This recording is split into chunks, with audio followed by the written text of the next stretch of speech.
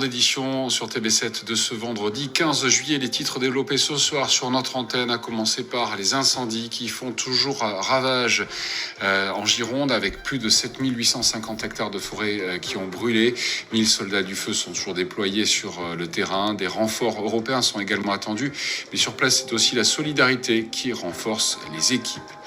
La vague de chaleur se poursuit dans le sud-ouest avec des pics de chaleur attendus ce week-end et plus particulièrement ce lundi. Et enfin, nous irons à la rencontre d'un jeune Girondin, un pilote qui partira faire le tour aérien des jeunes pilotes en France. Ils ont tous entre 18 et 24 ans.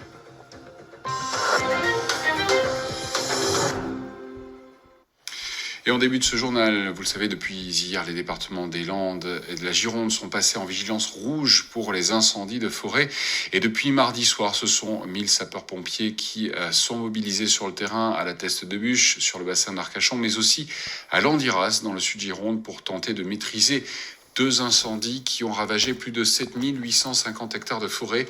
Près de 11 300 personnes ont été évacuées.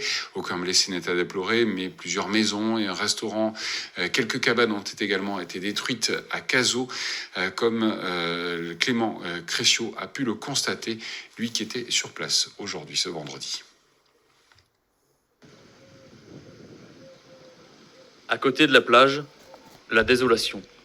L'incendie de la Teste de Buch s'est propagé dans la soirée de jeudi au village de Cazaux. Un restaurant et 3 habitations ont été détruites.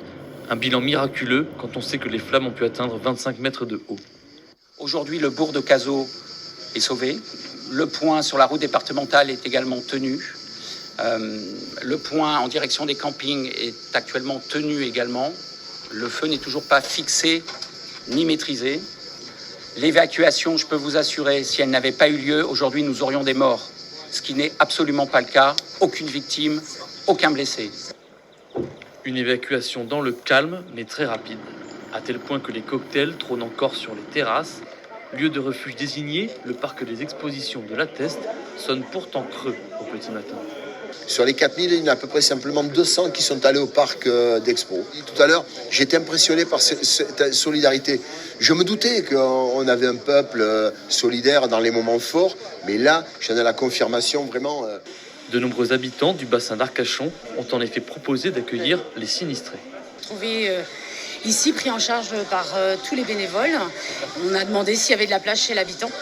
Il y a une dame qui nous a accueillis chez elle tout de suite. On a été très très bien accueillis. L'élan de solidarité ne s'est pas arrêté là. Nourriture, jeux de société, les dons affluent des villes alentours depuis des jours. Les agents municipaux testerains ont renoncé à leur repos pour permettre l'accueil. D'autres encore sont venus proposer leurs compétences. Je ne me suis pas posé 12 fois la question. Après ma tournée, j'avais du mal à rentrer chez moi et en me disant que j'allais rien faire. Donc tout de suite, je suis venue voir sur le site s'il y avait besoin de soignants. On prodiguait des premiers soins, aussi un accueil psychologique et une écoute pour des gens qui ont tout laissé derrière eux. Des personnes âgées aussi, pas en mesure de manger toutes seules, pas en mesure d'être changées. Alors que l'incendie se dirige maintenant vers les Landes, les estivants et habitants de Cazaux ne savent toujours pas quand ils pourront rentrer chez eux. Voilà, et le feu qui gagne toujours du terrain dans le sud Gironde, autour de Landiras, plus de 4700 hectares de forêt de pins y sont partis en fumée. Là-bas, on tente toujours de maîtriser l'incendie qui se joue des hommes et des moyens matériels. Le feu progresse encore donc. Une habitation a été détruite sur la commune de Guillos. La solidarité des habitants également sur ce secteur pour aider les services de secours est d'ailleurs un élément précieux pour les soldats du feu. Yvan Branchy a suivi les opérations. Et prépare-moi une prolongation. Prépare-moi une prolongation. Tu me dis, donc... 3 jours après le début de l'incendie, le feu reste indomptable. Arrivé en soutien dans la nuit de mercredi à jeudi, ce groupe d'intervention feu de forêt est venu de Loire-Atlantique. Positionné sur le secteur arrière du feu, leur objectif, traiter les lisières comme celle-ci et stopper la propagation du feu. Je vous dis, la motivation, l'idée aussi de venir en soutien sur des événements d'ampleur et quand même exceptionnels, finalement fait que les personnels tiennent et veulent tenir beaucoup plus longtemps qu'ils devraient aussi. Ce matin, certains luttaient encore depuis plus de 24 heures. C'est donc ici, à la salle polyvalente de Landiras, que les soldats du feu viennent se reposer. Un lieu d'accueil que les habitants ont transformé en cantine géante afin de leur venir en aide. Les gens là sont admirables. ils viennent, ils risquent leur vie. Donc c'est la moindre des choses qu'on soit derrière eux, à leur apporter un peu entre guillemets, de bien-être. Multitâche, sandwich, nettoyage, ménage, organisation. On court pour aller chercher les sensibles qui nous manquent. Voilà, on est un peu à tous les postes. Fruits, légumes, viande ou encore gâteaux, les dons envers les sapeurs-pompiers se multiplient et certains professionnels n'ont pas hésité à venir également pour prêter main forte. J'ai fait 1 heure de route pour venir. Ça va aller de soi parce que quand j'ai vu des appels aux dons, je me suis dit pourquoi pas y aller. Nous, on est des professionnels, on peut leur porter de quoi tenir pendant quelques jours. Les mobilisations continueront jusqu'à ce que l'incendie à Landiras soit fixé. Désormais, le pire incendie que la Gironde ait connu depuis 20 ans. Et à propos de cet incendie, justement, après les auditions de témoins ainsi que des analyses techniques, les enquêteurs penchent désormais pour la thèse criminelle, 3 jours donc après le déclenchement de cet incendie sur Landiras.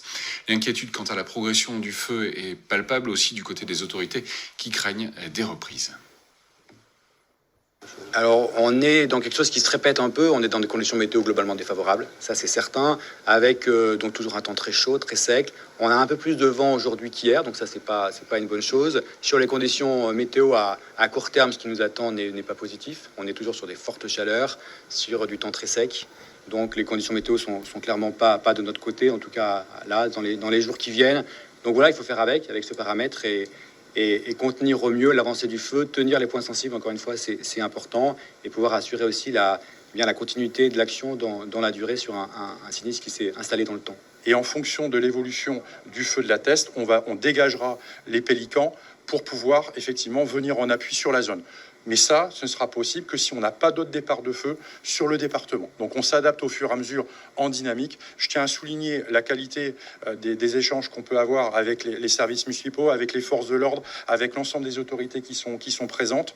Et vraiment, ça nous permet de travailler dans de bonnes conditions, même si je ne vous cache pas que c'est difficile.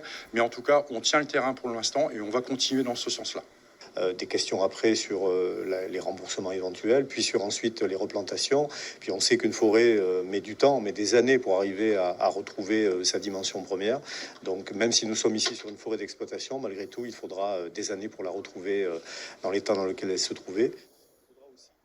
Voilà, et le chef de l'État a présidé d'ailleurs ce vendredi après-midi une réunion de crise au sujet des incendies en Gironde. Il a annoncé que la Grèce allait amener en renfort 2 moyens aériens. L'Italie devrait aussi envoyer des renforts de lutte contre les incendies dans les prochains jours.